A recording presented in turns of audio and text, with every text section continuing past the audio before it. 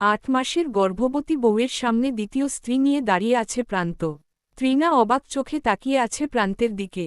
মস্তিষ্ক কাজ করছে না, চোখে অঝোর ধারায় অশ্রু ঝরছে। তৃণার কান্নাকাটি দেখে প্রান্ত বিরক্ত হয়ে বলে উঠল, উফ, শেষ হয়ে গেছে তোমার নাটক। কতক্ষণ আর এইভাবে দাঁড়িয়ে থাকবে, সরা চোখের সামনে তাকিয়ে?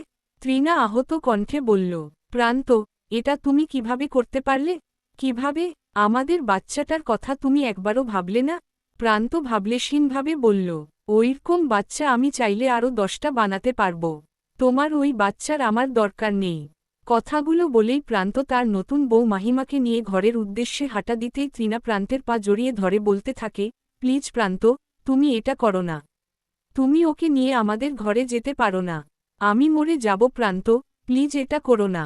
তৃণার এত আহাজারি দেখে মাহিমা বিরক্ত হয়ে বলে ওঠে, বেবি, তোমার এই ফালতু বউটাকে এখান থেকে সরাও। আমার ইরিটেশন হচ্ছে ওকে দেখে। প্রান্ত রাগী কণ্ঠে তৃণাকে বলল, পা ছাড়ো। তৃণা অনুনয় করে বলতে থাকে, না প্রান্ত, আমি কখনো তোমাকে ওই মেয়ের সাথে যেতে দেব না। পা ছাড়ো বলছি। না, পা ছাড়। প্রান্ত চিৎকার করে লাথি মেরে তৃণাকে সরিয়ে মাহিমাকে নিয়ে দরজা বন্ধ করে দেয়। তৃণা 8 মাসের পেট নিয়ে উপুর হয়ে মেঝেতে পড়ে ব্যথায় চোখ মুখ উল্টে ফেলে। প্রান্তের মা রহিমা বেগম কটাক্ষ করে বলতে থাকে, ভালো হয়েছে। কতবার বলেছি বাপের বাড়ি থেকে কিছু টাকা আনতে, এখন সতীনের ঘর করো। কথাগুলো বলেই রহিমা বেগম ঘরে চলে যায়। প্রান্তের ঘর থেকে বিভিন্ন আওয়াজ আসছে। তৃণার চোখ থেকে জল গড়িয়ে পড়ে। পরের দিন সকালবেলা প্রান্ত ঘর থেকে বের হয় সাথে তার নতুন বউ মাহিমা। ডাইনিং টেবিলে বসতেই দেখতে পায় তৃণা খাবার কিচেন থেকে ডাইনিং টেবিলে এনে রাখছে। প্রান্ত আর চোখে একবার তৃণার দিকে তাকিয়ে চোখ সরিয়ে ফেলে।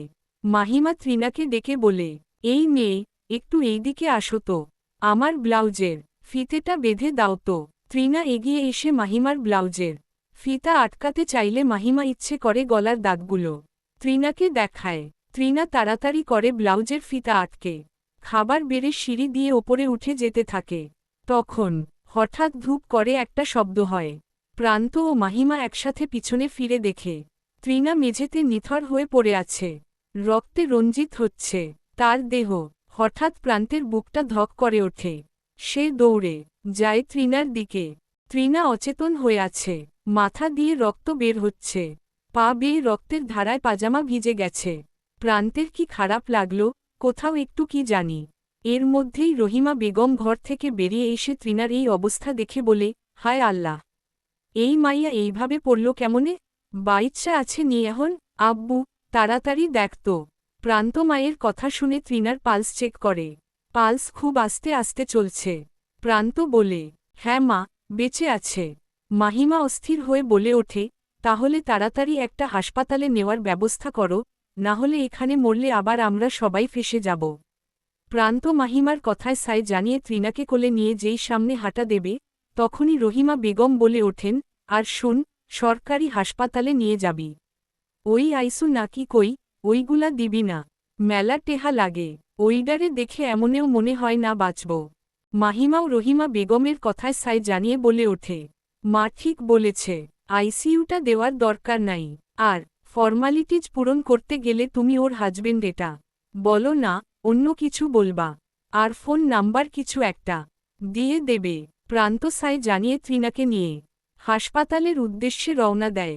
ওরা যাওয়ার পরপরই রহিমা বেগম বলে ওঠেন, আল্লাহ আল্লাহ কর ওই মাইয়া আর এই বাড়িতে না আইলেই হয়। হ্যাঁ আম্মু, আমিও চাই। উটকো ঝামেলা দূর হবে। হাসপাতালে তৃণাকে ভর্তি করে বাড়ি ফিরে আসে প্রান্ত।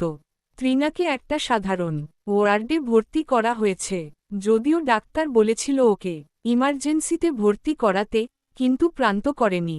ডাক্তাররা বলেছে ইমিডিয়েটলি অপারেশন করাতে, কিন্তু প্রান্ত রাজি হয়নি। ডাক্তারদের কথায় বোঝা গেছে বাচ্চাটা বাঁচবে না, কিন্তু তাতে প্রান্তের কোনো যায় আসে না। যদিও প্রান্ত আরও কিছুক্ষণ হাসপাতালে থাকতে চেয়েছিল, কিন্তু মাহিমা বারবার ফোন করে চলে আসতে বলার কারণে প্রান্ত থাকতে পারেনি।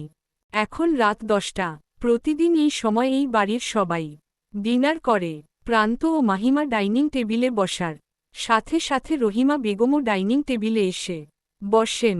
রহিমা বেগম বসার সাথে সাথে মাহিমা রহিমা বেগমের দিকে তাকিয়ে আছে। রহিমা বেগমও মাহিমার দিকে তাকিয়ে আছেন। জনের তাকানোর মাঝে প্রান্ত বলে ওঠে, কি হলো, খাবার কই? তোর বউ রান্না করে নাই? আমি কেন রান্না করব? কাল মাত্র বিয়ে করলাম, আমি কেন রান্না করব? এই আব্বু, তোর বউ কি কয় এগুলা? আমি রান্না করমু। এই অসুস্থ শরীর লইয়া? রহিমা বেগমের কথায় মাহিমা ফুঁসে উঠে বলে, আপনি অসুস্থ কোথায়? হাত পা তো সব ঠিকই আছে, হাঁটাচলাও করতে পারেন ভালোভাবে। রহিমা বেগম মাহিমার কথায় ন্যাকা কান্না করে বলে, দেখলি আব্বা, দেখলি তোর বউ কি কইল, আমি নাকি নাটক করি? এই দিন দেখবার লাইগা বাইচ্চা আছি আমি, তাহলে মরে গেলেও তো পারেন। বয়স তো আর কম হয়নি, এক পা তো কবরে চলেই গেছে। চুপ। হঠাৎ ওদের ঝগড়ার মাঝখানে প্রান্ত চিৎকার করে ওঠে, রেগে গিয়ে বলে, কি নাটক শুরু করছো তোমরা দুজন? তৃণা তো গর্ভবতী ছিল, তাও তো ও ঘরের সব কাজ করত, আর ও কোনোদিন বাড়িটাই এরকম অশান্তি করেনি, আর একদিনেই তোমরা বাড়িটা এমন অশান্তি শুরু করছো? কথাগুলো বলেই প্রান্ত নিজের ঘরে চলে যায়। নিচে মাহিমা আর রহিমা বেগম হতভম্ব হয়ে বসে আছেন। রাত 1টা, প্রান্ত এপাশ ওপাশ করছে, কিছুতেই চোখে ঘুম আসছে না। মাহিমা ঘুমে কাতর, কিন্তু প্রান্তের চোখে ঘুম নেই। বারবার তৃণার অবস্থা জানতে মনে চাচ্ছে, কিন্তু জানারও কোনো উপায় নেই। হাসপাতালে ভুল নাম্বার দিয়ে এসেছে, কিভাবে খবর নেবে? এদিকে খিদেও পেট চুইচুই করছে, কিন্তু ঘরে খাবার কিছু নাই। প্রান্ত উঠে ফ্রিজ খুলে দেখে মিষ্টি দই রাখা। প্রান্তের মুহূর্তেই তৃণার কথা মনে পড়ে, এই মিষ্টি দই তৃণার খুব পছন্দের। এই মিষ্টি দইয়ের জন্য কম কথা শোনা হয়নি তৃণার প্রান্তের কাছ থেকে। প্রান্ত তো একবার এটাও বলেছিল, এত খাই খাই করো কেন? পেটে কি ওটা মানুষের বাচ্চা আছে, নাকি রাক্ষস? এরপর থেকে তৃণা আর কখনো প্রান্তের কাছে মিষ্টি দই খাওয়ার আবদার করেনি। এটা তো পরশুদিন তৃণার ভাই মাহফুজ আসার সময় নিয়ে এসেছিল, কিন্তু তৃণা খুলেও দেখেনি। প্রান্ত মিষ্টি দইটা নিয়ে খেতে বসে পড়ে মনে করতে লাগে তৃণার সাথে কাটানো সব মুহূর্ত। বিয়েটা হয়েছিল পারিবারিকভাবে, তৃণা আর প্রান্তের। বিয়ের পর থেকে আস্তে আস্তে প্রান্ত আর তৃণার মধ্যে ভালোবাসা গড়ে উঠেছিল। এক পর্যায়ে প্রান্তই তৃণাকে পাগলের মতো ভালোবাসত, সবসময় তৃণাকে হারানোর ভয় পেত। কিন্তু তৃণার উপর বিশ্বাস ছিল, ও কখনোই প্রান্তকে ছেড়ে যাবে না। ভালোই কাটছিল দিন, কিন্তু আস্তে আস্তে প্রান্তের কানে বিষমন্ত্র ঢালতে শুরু করে রহিমা বেগম, মেয়ে ভালো না, মেয়ে কালো, বাপের বাড়ি গরিব, তুই আরও টাকাওয়ালা ভালো মেয়ে পাবি, আরও অনেক কিছু। প্রথম দিকে এসব কথা প্রান্ত কানে নেয়নি। যখন মাহিমার সাথে প্রান্তের পরিচয় হয়, প্রান্ত রহিমা বেগমের কথায় প্রভাবিত হতে থাকে। মাহিমার সাথে প্রথমে বন্ধু, তারপর প্রেম, তারপর বিয়ে। মাহিমা ছিল অত্যাধিক সুন্দরী, বড়লোক ঘরের মেয়ে। রহিমা বেগমও রাজি হয়ে গিয়েছিল মাহিমার টাকা পয়সা দেখে। কিন্তু এর মধ্যেই একদিন প্রান্ত জানতে পারে প্রান্তের বাবা হতে যাচ্ছে। সেদিন প্রান্ত খুব খুশি হয়েছিল। একসময় মনে হয়েছিল সব ছেড়ে ছুড়ে শুধু তৃণা আর তাদের সন্তান নিয়ে থাকবে। কিন্তু রহিমা বেগম প্রান্তকে বুঝিয়েছে, সন্তান একটা গেলে আরও অনেক আসবে, কিন্তু এত বড়লোক ঘরের মেয়ে কখনোই হাতছাড়া করা উচিত নয়। তাই প্রান্ত আর এসব থেকে বের হতে পারেনি। আজ সন্তানটির কথা মনে পড়তেই প্রান্তের খুব করে ওদের সন্তানের কথা জানতে ইচ্ছে করছে। বাচ্চাটা কি বেঁচে আছে? ডাক্তার তো বলেছিল বাঁচবে না। দেখি কাল একবার যাওয়া যাবে। যদি বাচ্চাটা বেঁচে থাকে তাহলে অপারেশন করাতে হলেও করাবে প্রান্ত। এত সব ভাবনার মাঝেই রাতটা কেটে যায় প্রান্তের। প্রান্ত অফিসের জন্য রেডি হচ্ছে, ইচ্ছে আছে অফিস শেষ করে তাড়াতাড়ি হাসপাতালে যাবে একবার তৃণাকে দেখার। রহিমা বেগমও নাকি আজ বাড়িতে থাকবে না, কোথায় যেন যাবে। প্রান্ত রেডি হয়ে অফিসের একটা ফাইল খুঁজছিল, কিন্তু অনেক খুঁজেও যখন পায়নি, তখন তৃণা, এই তৃণা, আমার অফিসের ফাইলটা কোথায় রেখেছ? তোমাকে বলেছিলাম না আমার জিনিস না ধরতে। এই তো মুহূর্তেই থেমে যায় প্রান্ত, যখন বুঝতে পারে তৃণা বাড়িতে নেই। এখন তার এই ঘরে মাহিমা থাকে। প্রান্ত নিজেকে শুধরে বলে, মাহিমা, এই মাহিমা, একটু ঘরে আসো তো। মাহিমা বিরক্তিভরা মুখ নিয়ে ঘরে এসে বলে, কি সমস্যা? এমন সারের মতো চেঁচাচ্ছে কেন? কি সমস্যা? প্রান্ত শান্ত সুরে বলে, এখানে আমি একটা ফাইল রেখেছিলাম। তুমি দেখেছ? কোন ফাইল? কালোটা? হ্যাঁ হ্যাঁ, ওটাই। ওহ, ওটা তো আমি তোমার দরকার হবে না ভেবে ফেলে দিয়েছি। কি? উফ, এত চিৎকার করার কি আছে? একটা ফাইলই তো, আবার রেডি করে নিও। প্রান্ত রাগী সুরে বলে, তুমি কি পাগল? তুমি দেখনি ওটা অফিসের ফাইল? ওটা আজ আমার দরকার ছিল। এখন আমি কি জবাব দেব অফিসের বসকে? মাহিমা ভাবলেশীন কণ্ঠে বলে, সে আমি কি জানি তোমার সমস্যা। তুমি সলভ করো। প্রান্ত রেগে তেড়ে এসে মাহিমার দিকে চেয়ে মাহিমার চুলের মুঠি ধরে বলে ওঠে, তুই মশকরি করিস আমার সাথে? তোর সমস্যা না মানে আমার চাকরি চলে গেলে খাবি কি তোর বাপের মাথা? মাহিমা ধাক্কা মারে প্রান্তকে। আচমকা এমন ধাক্কায় প্রান্ত ছিটকে গিয়ে বাড়ির দরজার সাথে লাগে। ফলস্বরূপ মাথায় প্রচণ্ড ব্যথা পায় প্রান্ত। মাহিমা ফুঁসতে ফুঁসতে বলে, তুই ভাবিস তোর 14 গোষ্ঠীকেও আমার বাপের দয়ার কাছে যেতে পারবি না? আর তোর ওই 2 টাকার চাকরি আমার দরকার নাই। আমার যা আছে তা দিয়ে আমি পুরো জীবন খেয়ে বসে চলতে পারব। কথাগুলো বলেই মাহিমা ঘর থেকে বের হয়ে যায়। অন্যদিকে প্রান্ত ভাবছে কিছুদিন আগের কথা। কিছুদিন আগেও এমনই এক সকালে প্রান্ত অফিসের ফাইল খুঁজে না পেয়ে তৃণাকে ডাকে এবং ফাইলটা খুঁজে বের করতে বলে। কিন্তু তৃণা ফাইলটা খুঁজে না পেলে প্রান্ত হাতের কফিটা তৃণার গায়ে ছুঁড়ে মারে। এই ঘটনার পর প্রান্ত অফিসের ব্যাগ নিয়ে বেরোনোর সময় দেখে ফাইলটা অফিস ব্যাগেই রয়েছে। আজ হয়তো প্রকৃতি তার প্রতিশোধ নিল। প্রান্তের ইচ্ছে ছিল অফিস থেকে হাসপাতালে যাবে, তারপর অপারেশন করাতে হলে করাবে, আইসিইউতে রাখতে হলেও রাখবে। কারণ প্রান্ত বুঝে গেছে প্রান্তের ভালো থাকার জন্য হলেও তৃণাকে সুস্থ করতে হবে। কিন্তু প্রান্তের কাছে পর্যাপ্ত টাকা না থাকায় সে বাড়িতে এসেছে কিছু টাকা নিতে। প্রান্ত ডুপ্লিকেট চাবি দিয়ে দরজা খুলে রুমের সামনে এসে যা দেখল তাতে তার দুনিয়া ঘুরে ওঠে। মাহিমা অন্য পুরুষ নিয়ে প্রান্তের বেডে শুয়ে আছে। প্রান্ত হতবুদ্ধি হয়ে তাকিয়ে আছে মাহিমা ও তার পাশে শুয়ে থাকা লোকটার দিকে। পুরো ঘরের পরিবেশ একবার দেখে নিল প্রান্ত। মুহূর্তেই প্রান্তর মাথায় রক্ত উঠে গেল। সে তেড়ে গেল ওদের দিকে। মাহিমার কাছে গিয়ে ওর চুলের মুঠি ধরে টেনে শোয়া থেকে উঠায়। মহিমা চিৎকার করে ধরফরিয়ে শোয়া থেকে উঠল। মাহিমার চিৎকারে পাশে থাকা রাসেল নামক লোকটার ঘুম ভেঙে যায়। সে প্রান্তকে দেখে দ্রুত নিজের শরীর চাদর দিয়ে ঢাকে। প্রান্ত ধাক্কা মেরে মাহিমাকে বিছানা থেকে মেঝেতে ফেলে দেয়। পাশে থাকা ফুলদানিটা নিয়ে মহিমার মাথায় বাড়ি মারে। রেগে চিৎকার করে বলে, তুই একটা বেশ্যা! তোর সাহস কি করে হলো তোর নাগর নিয়ে আমার ঘরে বেশ্যাগিরি করার? তোদের দুইটাকে আমি আজকে এইখানে পুঁতে ফেলব। প্রান্তর এই রূপ দেখে রাসেল পাশ থেকে প্যান্টটা নিয়ে দ্রুত পালাতে চায়। প্রান্ত দ্রুত এসে রাসেলের পশ্চাৎদেশে এক লাথি মারে, ফলে রাসেলও মেঝেতে পড়ে যায়। প্রান্ত চারপাশে কিছু খুঁজতে লাগল। টি টেবিলে ফল কাটার ছুরি দেখে সেটা নিয়ে তেড়ে গেল রাসেলের দিকে। রাসেল প্রান্তর পা জড়িয়ে কাঁদতে কাঁদতে বলল, আমাকে মাফ করে দিন স্যার, প্লিজ। আমি জানতাম না উনি বিবাহিত। উনি আমার সাথে সম্পর্ক রেখেছেন অনেকদিন ধরে। আর আগেও উনি আমাকে অনেক হোটেলে ডেকেছেন। কিন্তু আজকে এই বাড়িটাই ডাকল। আমি সত্যিই জানতাম না। জানলে কোনোদিন আসতাম না। আমাকে মারবেন না, আমাকে মারবেন না। প্রান্ত আজকে অবাকের পর অবাক হচ্ছে। কি শুনছে এগুলো? মহিমা আরও আগেও ছি আর ভাবতে পারল না প্রান্ত। প্রান্ত অগ্নিচক্ষু নিয়ে বলল, 2-5 মিনিটের মধ্যে আমার ঘর থেকে বের হয়ে যাবি। যদি 1 সেকেন্ডও বেশি তোদের আমি এই ঘরে দেখি, তাহলে লাশ পড়বে তোদের। প্রান্ত কথাগুলো বলেই রুম থেকে বের হয়ে যায়। পাশের ঘরে এসে জিনিস ভাঙতে শুরু করে।